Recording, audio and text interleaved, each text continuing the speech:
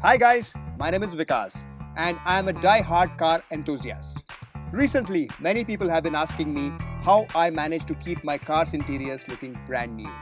So, I decided to make this video and show you how easy car interior maintenance can be. Let's get right to it.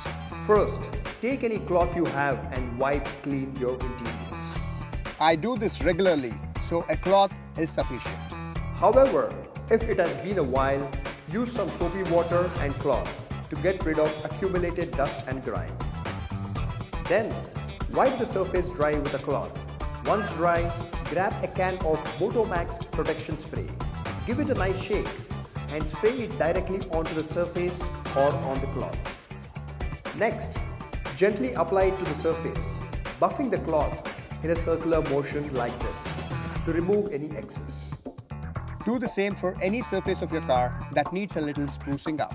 While you can just keep the interiors clean, I prefer to mix in the Motomax Protection Spray into my maintenance routine. It is easy to use and very convenient that it works on just about any surface, including fiber, vinyl, rubber, and plastic. There you have it, folks. Go on and give your car's interiors some well-deserved TLC.